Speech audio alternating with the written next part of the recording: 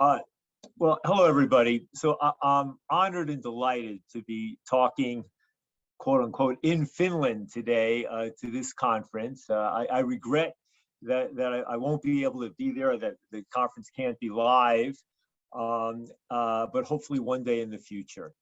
And I think, look, as an American, obviously, it's not my place to tell or suggest to Finns what you should do about drugs and drug policy. But I have had experience, both as an advocate in my own country and talking around the world in trying to put the individual situations of different countries into a broader context. And I know only a little bit about drug policy in Finland, but let me just step back and offer some historical perspective, both in terms of my own involvement in this and in terms of global drug policy. When I first began working on drug policy almost 40 years ago, and studying from the law enforcement side and the health side and the historical side, the economic side, the sociological side, one of the historical analogies that was very important for me was the experience in the United States with alcohol prohibition. This was the result of a multi-decade temperance movement that ultimately resulted in a national amendment to the American Constitution to prohibit the sale of alcohol. And it then became a 14-year period of alcohol prohibition in the United States that ultimately was ended only with another constitutional amendment, the only time in American history when one constitutional amendment has been repealed by another, right? And in our historical consciousness, there's some awareness that at least in its early years, the alcohol prohibition movement did some good. I mean, there was a moment back in the early 20th century when everything came together, when there was a temperance movement, when people were taking oaths to remain sober, when, as a result of World War I, there was a sort of anti-German sentiment which resulted in closing of breweries. There was a sense of wartime sacrifice, and so grain could not be used for alcohol. I mean, there was a mass movement. And in fact, in the early years of alcohol prohibition, we saw alcohol use and alcohol-related problems drop to their lowest level ever. But we also know what happened with alcohol prohibition, that within a few years, people kept drinking, and then more people wanted to drink. And in fact, prohibition started to generate its own unintended consequences that began to trump the intended consequences of prohibition.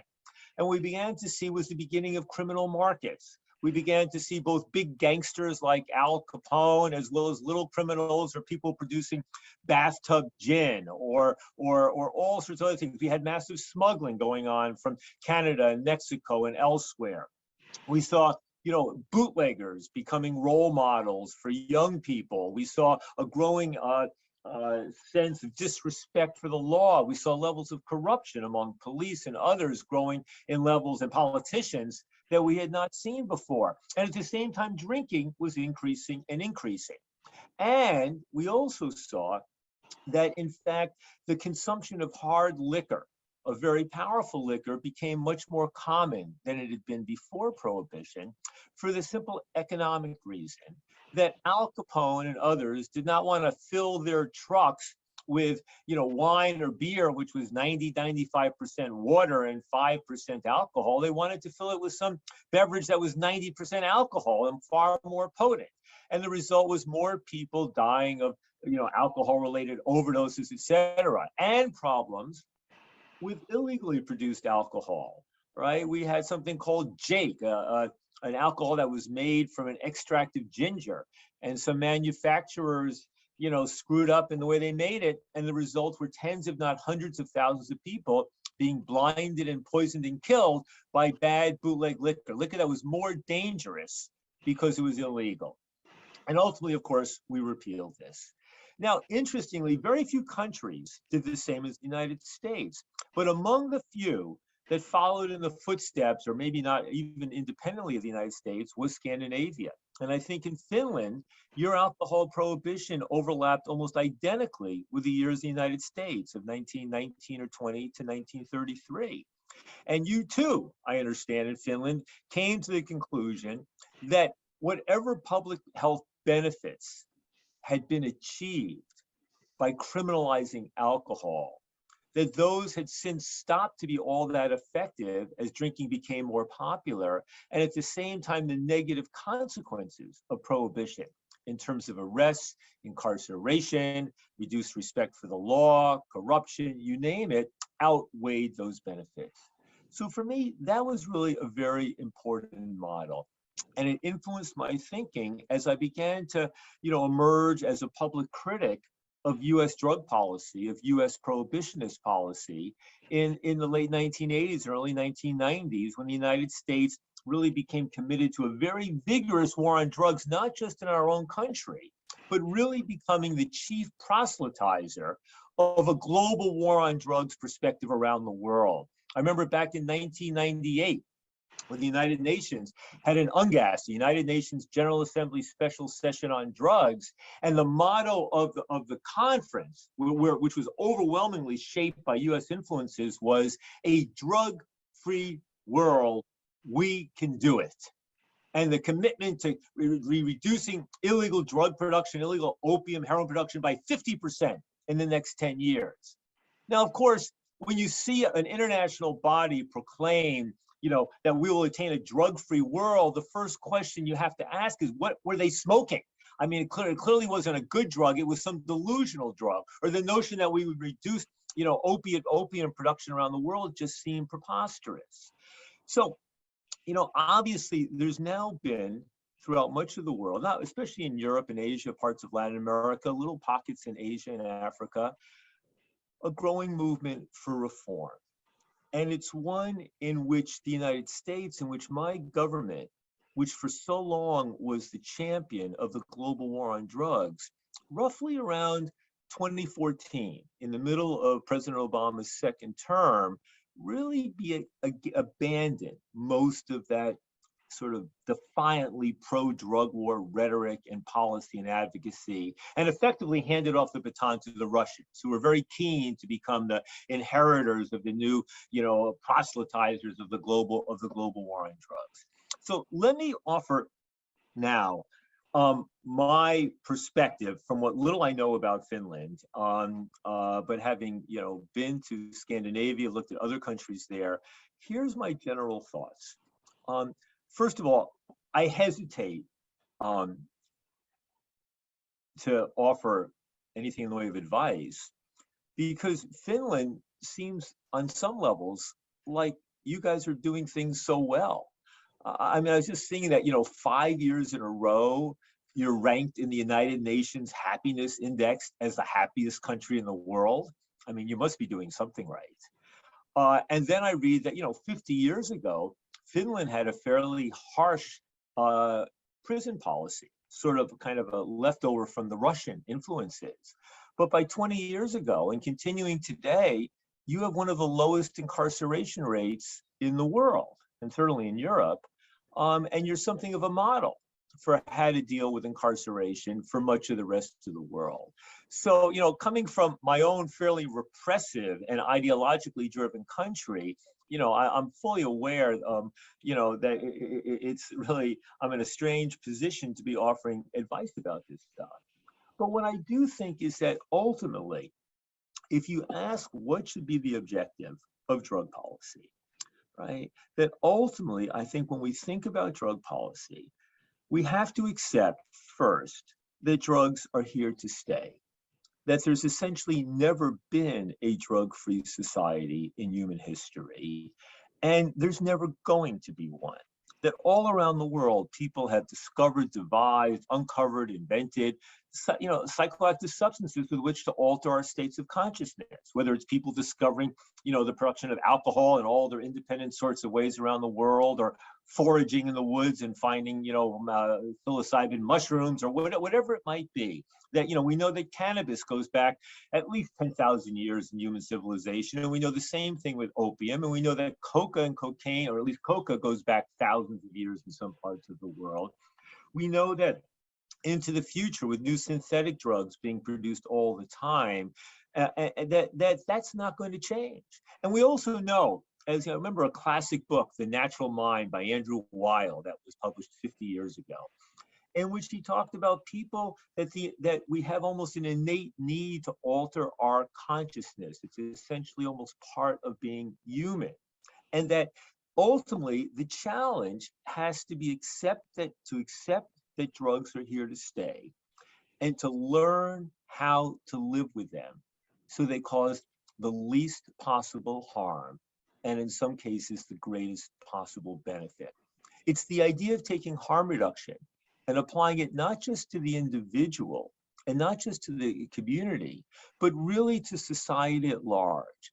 And understanding, given our innate need and desire to alter our states of consciousness, and once again, one does not need psychoactive drugs to alter states of consciousness. Almost any alteration of consciousness that can be achieved with a psychoactive drug can also be achieved without those drugs, through meditation and through fasting and through prayer and exercise and you name it. But we know that these psychoactive substances, for better and for worse, are able to facilitate these alterations of consciousness, whether it's to relax, to feel joy, to release inhibitions, to feel closer to God, to reduce pain, whatever it might be. So if I look at the range of drug issues that we're dealing with today in the US, in your country, and around the world, I mean, obviously the first one is the issue of opioids and the problem of overdose. And this is one area where Finland is not doing so well. I mean, certainly not as bad as the United States, where we had, almost 100,000 people die last year. More people, died of a drug-related overdose last year in my country than all the people dying from auto accidents and from homicide, from guns, from suicide and homicide and a bunch of other things put together. But the fact is, you do have some hundreds of people dying each year of drug-related overdose. And that's a number that can be brought down. And we know that some countries and some policies are more effective than others in accomplishing this. I'll tell you something. I've basically never been in Finland, with one exception. And it was, I think, the spring of 1998. And I was flying from St. Petersburg, Russia, to Warsaw. And we had to change planes in Helsinki, where I accidentally switched passports with a friend, creating quite a problem, but that's not relevant. What did happen, though, was I was looking at the Finnish newspapers and with zero ability to read anything, of course, but I saw one word on the back page of the newspaper, maybe the front page, methadone. And this was a moment when it turned out Finland had 8 people, I think, on methadone. Right. And it was the beginnings. There had been a fierce prohibition on methadone, a kind of almost Russian-inspired, narcological obsession with methadone being a bad drug, which persists today in Russia. But, now my understanding is that, in fact, Finland has moved along and that you have hundreds, perhaps thousands of people who are receiving opioid substitution treatment. And there has been a positive evolution in understanding that for people struggling with illicit opioid problems, that being on methadone or on legally prescribed buprenorphine may in fact be the best way to reduce the harms in their life, both health and criminal and to the society at large. And there has been a positive evolution. Now, we've also seen that in other countries, beginning with Switzerland in the 1990s and then spreading out to a whole range of others, to Netherlands and Denmark and Germany and Canada, and I think Norway is shortly going to start heroin prescribing programs. But the bigger principle here is that when you're dealing with people with opioid problems, what's most important is that one think about that issue the same way we should think about pain management with opioids, which is you have to figure out what's going to work for each individual. That just as different opioids work for different types of people and different types of pain in dealing with pain management, so in dealing with opioid addiction, one needs to be innovative. One needs to experiment. One needs to look what's going to work and to do it without any ideological obsession. The vast majority of people may only need a certain dose, but a small number of people need a much larger dose of an opioid, whether for pain management or for opioid treatment. It's that type of innovative thinking that's essential. Now, you in Finland have a debate now about whether to open up a drug consumption room, a supervised injection facility in Helsinki. I'm proud, and finally, in the United States, in my own city, New York, just a few months ago, we opened up the first legal, sort of legal. The federal government does not approve, but it's been opened up, and others are going to open up here. The evidence is incontrovertible now. We know that supervised consumption rooms do in fact save lives, that nobody's ever died of an overdose in a supervised consumption facility. We also know that they reduce criminal costs and public health costs, that they ultimately save taxpayers money. We also know that they reduce people leaving syringes out around where ordinary people can be harmed by that. So it seems to me, and once again, we also, even though this remains illegal under federal law, which may also be the case in Finland, in New York City and soon other cities, there's been an ability to move forward, to say that, this is something that's essential for advancing in public health. And then if you look at the basic underpinnings of our federal law, our Controlled Substances Act from 1970, it is ultimately about advancing public health and public safety. And if in fact opening up a safe consumption room would better advance the public health and public safety objectives of the national drug law, well, that seems a powerful basis for moving forward and doing it. It's about grounding drug policy in the evidence. Let me turn to a second issue. With respect to cannabis, I mean, obviously you now have a point where, if not a majority, then certainly, 30, 40% of all young people in your country have tried cannabis at least. We know the medical value of cannabis. It's no longer a joke. It's a very serious thing with immense amounts of research and companies making money. And we know that cannabis has some remarkable properties to it. We also see more and more studies in my own country and a few others showing that where cannabis becomes more readily available, you sometimes see a reduction in drinking-related problems. You see a reduction in the consumption of opioids and other pharmaceutical and illicit drugs. So there are some spillover benefits. And we know that cannabis, relative to almost all other drugs, is less dangerous.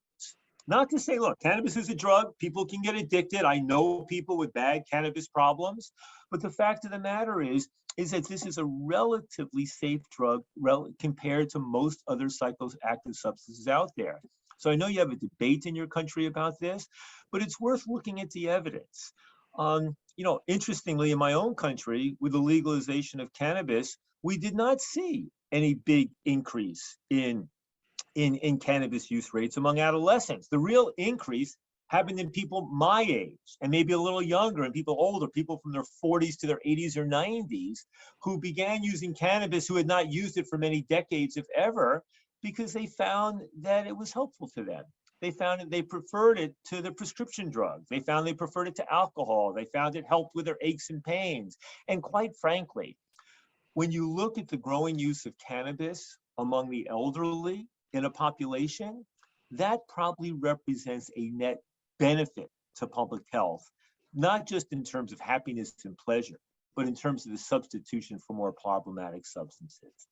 Thirdly, one area where it seems Finland is largely absent is in the area of psychedelics and psychedelics research. Now it appears in the next year or two that MDMA, the drug known as ecstasy, which is not technically a psychedelic, but that will be approved by the American government for treatment of PTSD, post-traumatic stress syndrome. And it looks also like psilocybin, the key drug in magic mushrooms, will be approved for treating depression. Now, there is some research going on in Scandinavia. There's an abundance of research going on in Europe. In my country, most of the elite institutions, Harvard and Yale and major hospitals in New York and University, of California and and Rice University in Texas and University of Alabama and a whole host of others now have research programs looking at the potential value of psychedelic drugs, whether it's psilocybin, whether it's MDMA, whether it's potentially DMT, maybe eventually even LSD, which has to overcome its historic bad associations. But the fact of the matter is, if the ultimate drug policy is not just about reducing the harms of drug use, but also maximizing the benefits, and if we see one study after another coming out pointing out that psychedelics may be more effective than SSRIs in dealing with serious depression, in dealing with pain, in dealing with end-of-life fears, in dealing even potentially with things like anorexia and other health conditions, well, one needs to embrace that. There's no reason why an enlightened country like Finland shouldn't be more vigorously engaged in this discussion rather than trailing along and waiting to see what happens everywhere else. And let me finish with one last issue. Harm reduction, the core idea, applies across all psychoactive drugs.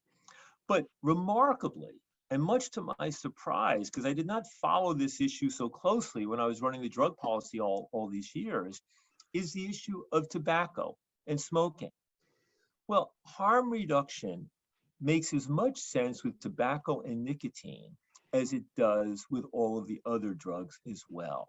And if you ask what drug is killing the most people in your country or mine, it's clearly cigarettes, right? And in both your country and mine, something like 1 out of 7, 1 out of 8, adults, is using cigarettes still.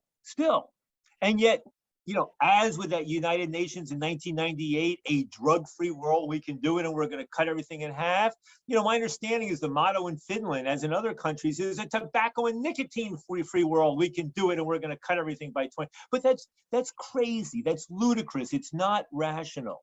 The imperative must be on reducing the cumulative harms of tobacco and nicotine in our society. Now, there's massive ignorance on this issue. And I should say right at the start, I have no financial connections with big tobacco. I don't take their money. I despise big tobacco. It's one of the most venal industries in the history of American capitalism. But they did not invent tobacco harm reduction. That came out from smokers and others trying to find ways to save their own lives. When you look what happened in Sweden, which now has one of the lowest rates of smoking among men in the world, maybe the lowest, in good part because of the introduction of snus, which I understand has some kind of quasi-legal or illegal use in Finland. When you look at, e-cigarettes, right, which we know, the Royal Academy of Medicine in the United Kingdom saying 95% less dangerous than smoking. When we know even that the risk to young people from beginning to vape nicotine are probably negligible compared to the benefits to adults who are able to quit smoking by beginning to vape or to use a snus or some other product. The imperative to move forward quickly with respect to tobacco harm reduction is essential. What are there, 5,000 people a year dying in Finland? 10? I don't know the numbers in your country. But this is a place where harm reduction, those of you who support harm reduction with respect to opioids and other drugs, there is no basis for carving out an exception. No basis in science, in medicine, or in ethics for saying that harm reduction does not apply equally to tobacco. And the fact that big tobacco, is going to eventually land up owning tobacco harm reduction the same way they have, the smoke selling their cancer sticks, that's an issue. But it means that policy should be designed to incentivize and coerce the producers of these tobacco and nicotine harm reduction products to move as quickly from smoking to vaping, to the oral products as possible. That is where harm reduction can probably accomplish the greatest savings in life with respect to psychoactive drugs in the future. So I'm going to stop there. I don't know if there's a chance to take questions, but I really hope that one day soon I'll be able to come and speak and meet people in Finland as well. It's the only country in Scandinavia I haven't truly been to, and it's on my list to hopefully get there one day and visit you all. Thank you.